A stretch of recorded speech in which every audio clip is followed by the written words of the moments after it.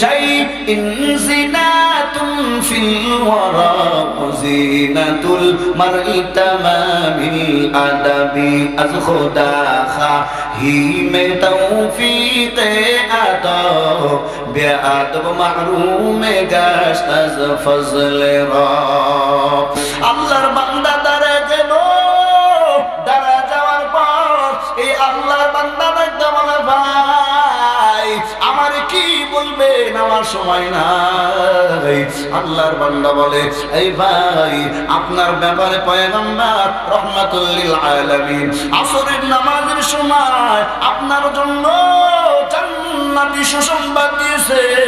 ও বান্দা ভালো করে শোনো, তুমি কি আমল করো, এমন একটা আমলের কথা বলো যে আমলটা আমরাও করব। আল্লাহর বান্দা ডাকটা কয় ভাই এমন কোন আমল আমার নাই যে আমলটা আমি তোমাদেরকে বলবো, কারণ আমি গরিব মানুষ, আমি এইরকম একটা দিন মজুর। তোমরা পয়গম্বরের সামনে বসিয়া বসিয়া সর্বদাই তোমরা তালিম আর তরবিয়ত শুনো। আমার কপালটা এতই খারাপ,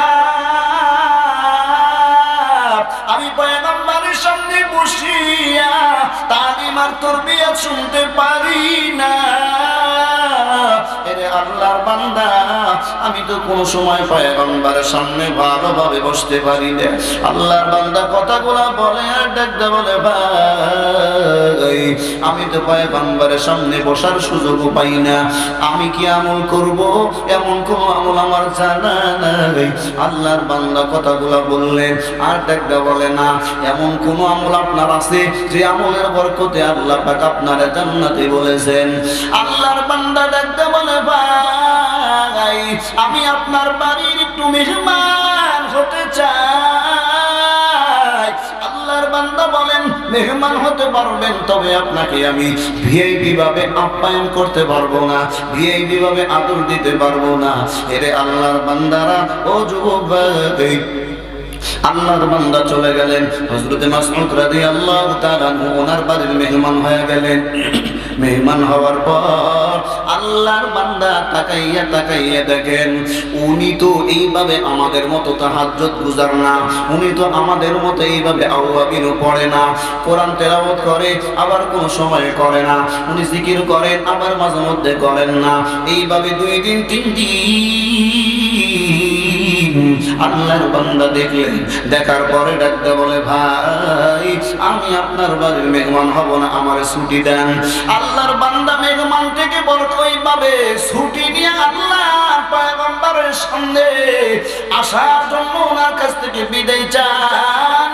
আর ডাকতে বলেন ভাই আমি আপনার বাড়ির মেহমান ছিলাম, আর ওই গরিব ওই আল্লাহর বান্দা জান্নাতি ওয়ালা মানুষটা ডাকতে বলে ভাই আমি তো আপনার বাড়ির মেহমান, আমি তো আপনার বাড়ির, আপনাকে আমি আমার বাড়ির মেহমান বানাইছিলাম, খবরদার আপনি জানো পয়গম্বরের সামনে আমার এই মেহমানের টুটির কথা বলেন না। যদি আমারে বলেন তাইলে আমার এই নবী যদি আমার একটু বদদুয়া দেয় তাইলে আমার জিন্দেগি খসিরাত দুনিয়া ওয়াল আখিরা, দুনিয়াও ধ্বংস আখিরাতও ধ্বংস। ও আল্লাহর বান্দারা আপনারা যারা এই জায়গায় বসছে আপনাদের হাতে ধরিয়া বলিয়া যায়, পায়ে ধরিয়া বলিয়া যায়, আপনারা উলামায়ে কেরামের যদি উপকার না করতে পারেন খবরদার খবরদার ওয়াল্লাহি আল্লাহর কসম জিন্দেগিতেও কোনো সময় বেয়াদবি করবেন না রে বাবা, জিন্দেগি ধ্বংস হইতে কোনো দরকার নাই।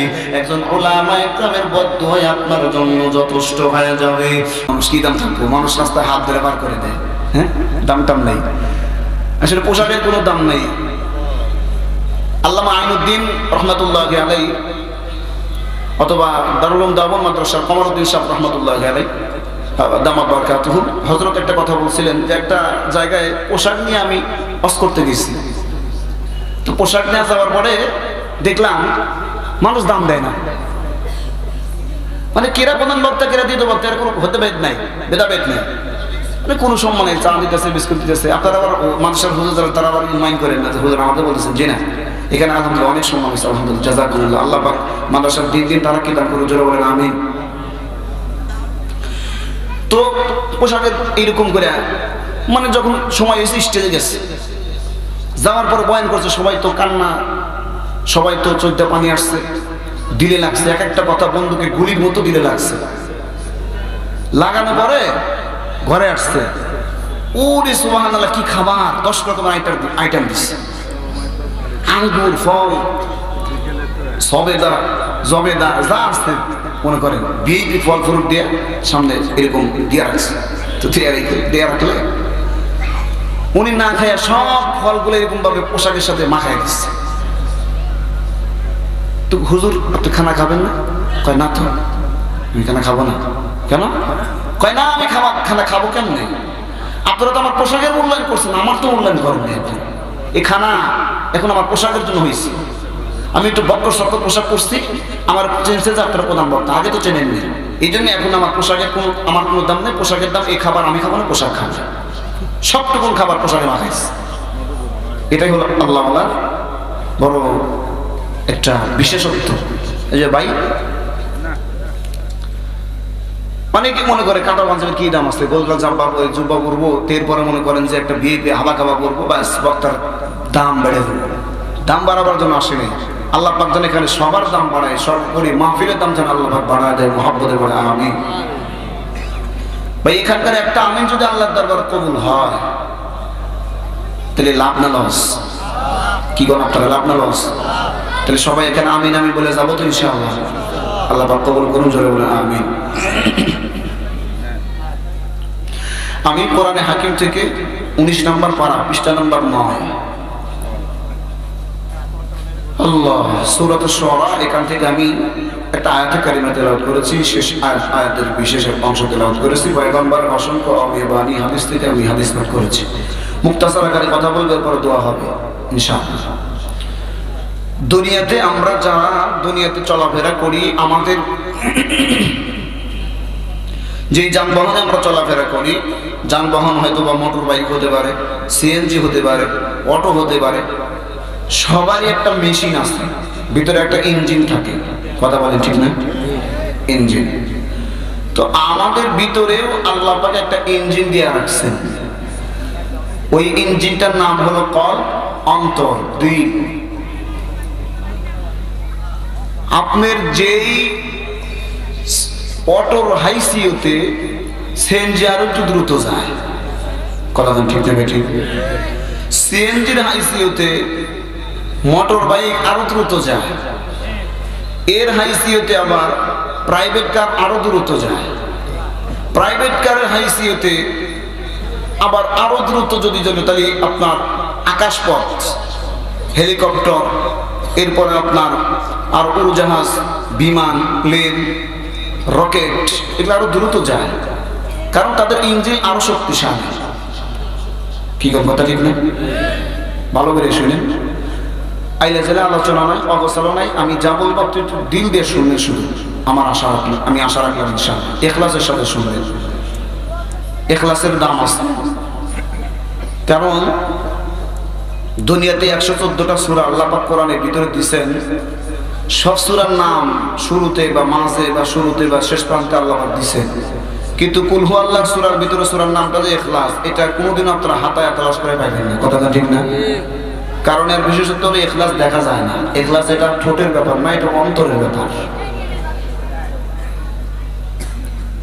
ইখলাস কি আমাল এ জান্নাত কি হামরা, ইখলাস কি আমাল এ জান্নাত কি হামরা, পরহেজ কি মাকাসদ है जो तक़वा से हासिल मान, পরহেজ কি মাকাসদ है जो तक़वा से हासिल मान, بغير जो अमाल वो इखलास व तक़वा, بغير जो अमाल वो इखलास व तक़वा, बर्बाद तेरे जिंदगी ऐ होश बुजुर्गमान, बर्बाद तेरे जिंदगी ऐ होश बुजुर्गमान। ইখলাসের দাম আছে। তো আমি বলতেছিলাম ইঞ্জিনের দাম আছে, ইঞ্জিনের দাম হয়।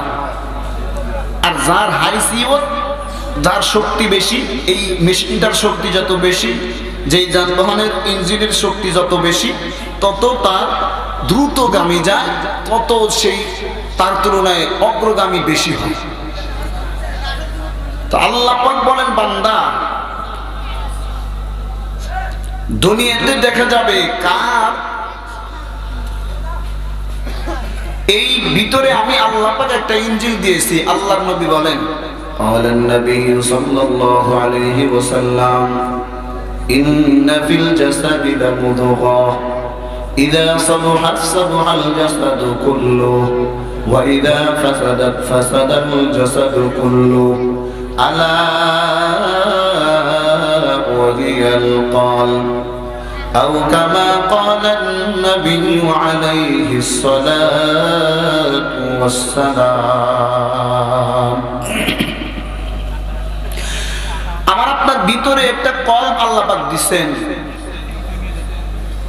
এটা দামি যখন হয়, দামি গাড়ির ইঞ্জিনের ব্যবহারটা পাওয়া যায় তখন যেই গাড়িতে যেই যানবাহনটা দ্রুত যায় যখন, কথা বলেন ঠিক না? আমার আপনার ভিতরের ইঞ্জিনটা ভালো আছে না নাই এটা দেখা যাবে ওই সময় যখন আপনার আমার ইখলাস আমলের তারাক্কি হবে, যখন বোঝা যাবে আমার আপনার ইঞ্জিনটা শক্তিশালী হইতেছে তখন। আল্লাহ এই জন্যে ওই মেশিনের দাম যদি বাড়াইতে চান তাইলে আপনার এই অঙ্গ প্রত্যঙ্গর দাম যদি বাড়াইতে চান তাইলে আপনার জন্য ওই ভিতরের মেশিন এটা আপনাকে দামি বানাইতে হবে। এটা আপনাকে পরিষ্কার পরিচ্ছন্ন একটা ঝাঁঝালো তীক্ষ্ণ ঈমানওয়ালা আমলওয়ালা একটা মেশিন তৈরি করতে হবে। মোটর বাইক প্রাইভেট কারের তো গ্যাস থাকে, তারপরে আপনার মনে করেন ওই ককটেল, তারপরে পেট্রোল, এগুলা দিয়ে চলে। আপনার এই মেশিনটা চলবে হচ্ছে কি আমলের আর ইখলাসের শক্তিশালী এই পেট্রোল রকটেল দিয়ে এই মেশিনটা চলে। সম্মানিত হাজিরিন, এই জন্য দিল আগে ভালো করা। দিল যদি ভালো হয় তাইলে আপনার আমল যদিও কম হয় এরপরেও আল্লাহ আপনার কাছে আপনি আমি দামি হতে পারবো, এ ব্যাপারে কোনো সন্দেহ নাই। আলহামদুলিল্লাহ। নবীজি বলছেন কি, قال النبي صلى الله عليه وسلم إن في الجسد لمضغة إذا صلحت صلح الجسد كله وإذا فسدت فسد الجسد كله ألا وهي القلب أو كما قال النبي عليه الصلاة والسلام। এরে মুসলমান বান্দা, আল্লাহর নবী বলেন, কোন বান্দা যদি বান্দার দিলটা ভালো বানাইতে চায়, ওই বান্দা যদি বান্দার দিলটা পরিষ্কার পরিচ্ছন্ন রাখে, যেই দিলের ভিতরে মানুষের প্রতি কোনো হিংসা নাই, যেই দিলের প্রতি বান্দা অপরের ক্ষতি সাধন হবে চিন্তা চেতনা নাই, এমন একটা দিল বান্দা বানাবে, যেই দিলটা বানাবার পর বান্দা দিলটা বানাইলে এমন একটা দিল হবে যেই দিলে আল্লাহ পাকের ভয় থাকবে, সদা সর্বদা আল্লাহ পাকের ভয় দিয়ে দিলটা সাজাবে। এমন একটা দিল যদি আমার আপনারা হয়, এরে আল্লাহর বান্দারা ভালো করে শুনে নাও, এই দিল আর ওই দিলের দাম আল্লাহর আদালতে এত বেশি হবে, এত বেশি হবে। বান্দা যখন মারা যাবে, মারা যাওয়ার সঙ্গে সঙ্গে জান্নাতি ফেরেশতাদের মাধ্যমে বান্দার রূহটা নেওয়ার জন্য আহলান সাহলান জানাইতে থাকবে। সুবহানাল্লাহ। পয়গম্বর বিশ্বনবী রাহমাতুল লিল আলামিন, মায়ার নবী আমার আসরের নামাজের সময় একদিন সাহাবা একরামকে নিয়ে তালিম আর তারবিয়ত দিচ্ছেন। এখন মুহূর্তের সময় পয়গম্বরের একটা সাহাবার নজর পড়ে গেল। আর নবীজি নামাজের দাঁড়াইয়া যখন নামাজটা শেষ করলেন, এমন সময় আল্লাহর বান্দাকে টার্গেট করে বললেন, এই সাহাবা একরাম, ভালো করে শুনিয়া নাও। এই মুহূর্তের সময় যে কিছুক্ষণ আগে একটা যুবক এই ঘরে ঢুকলো, মসজিদে ঢুকলো, ওই বান্দাটা মসজিদে ঢুকছে, তোমরা সবাই মিলে তাকে কি দেখছো? আল্লাহর বান্দারা কয়, না ও পয়গম্বর, আমরা দেখি না। আল্লাহর পয়গম্বর বলে, ওই বান্দার ব্যাপারে আল্লাহ পাক আমারে জান্নাতে সুসংবাদ দিয়েছেন। আল্লাহু আকবার। সাহাবায়ে কেরাম এমন ছিলেন, সামি'না ওয়া আতা'না, শুনতেন তো মানার জন্য চেষ্টা করতেন রে ভাই। ও লালমনিরহাট জেলার বাবারা, ভালো করে শুনিয়া নেন। আল্লাহর এই বান্দারা বড় পাগল পারা, যারা আমলের দিক দিয়ে অগ্রগামী, ওই বান্দারা ডাক দিয়ে কয়, ও পয়গম্বর, ওই বান্দার কি আমল, যে আমলের কারণে আল্লাহ পাক আপনার জান্নাতি, আপনার কাছে জান্নাতের বার্তা বার্তা দিয়ে পাঠাইয়া দিয়েছেন, জান্নাতি সুসংবাদ দিয়েছেন। বান্দার জিজ্ঞাসা করা দরকার। আল্লাহ পাক রব্বুল আলামিনের পয়গম্বর ডাক দিয়ে বলেন, ওই বান্দা, আমলের সম্পর্ক আমার সাথে না, আমলের সম্পর্ক আমার মালিকের সাথে। আমল যদি বান্দার ভালো হয়, দামি হয়ে যায়।